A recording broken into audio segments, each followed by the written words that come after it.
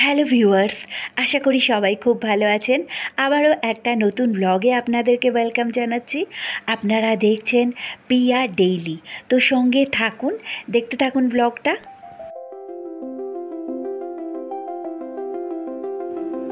এবার পুরী গিয়ে সমুদ্রের পাড় ধরে হাঁটতে হাঁটতে পৌঁছে গেলাম স্বর্গদ্বারের সামনে।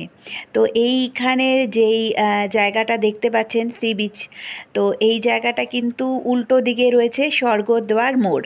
পুরীতে বহুবার এসেছি, তবে এবার এসে এই জিনিসটা দেখতে পেলাম যেটা খুবই নতুন আমার কাছে, যেটা হলো সমুদ্র আরতি। তাই জন্য আপনাদের সাথেও একটু শেয়ার করে নিচ্ছি।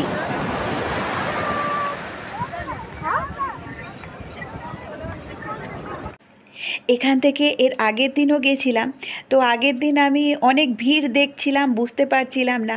তো আজকেও সেরকম এই জায়গাটা এসে অনেকটা ভিড় দেখলাম, তবে ভিড় ঠেলে সামনের দিকে এসে দেখলাম এখানে কিন্তু এই সমুদ্র আরতি চলছে। তো এখানে দেখতে পাচ্ছেন সমুদ্র দেবতাকে আরতি করার পর সেই আরতির তাপটা পুরোহিত সবাইকে দিয়ে দিচ্ছেন। তো আরেকটু সামনের দিকে এগিয়ে দেখলাম এখানে এই সুন্দর একটা মূর্তি তৈরি করা হয়েছে ভগবান মহাদেবের, যেটা বালি দিয়ে তৈরি। পুরীতে যারাই এসেছেন তারাই অবশ্য দেখেছেন এখানে অনেক শিল্পীরা রয়েছেন যারা কিন্তু বালি দিয়ে এরকম সুন্দর সুন্দর মূর্তি তৈরি করে।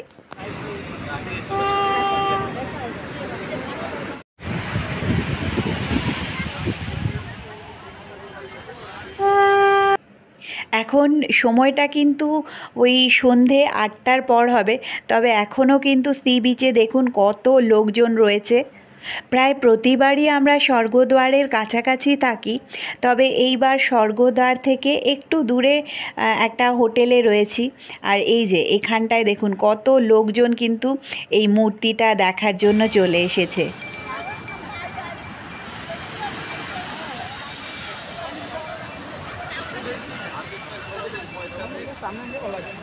তো আমি এখানে একটু দাঁড়িয়ে আবার চলতে শুরু করলাম, কারণ আবার সি বিচ ধরে অনেকটা হেঁটে আমাদের পৌঁছাতে হবে হোটেলের সামনে। আর এই যে এইটা হলো ল্যান্ডমার্ক, এই জায়গাটা দেখেই অবশ্য আমরা চিনতে পারছি। এর উল্টো দিকেই রয়েছে আমাদের হোটেল। তো এখানটায় অবশ্যই বেশ কিছুক্ষণ বসাই যায়। হোটেলের কাছাকাছি চলে এসেছি, এখন নিশ্চিন্ত।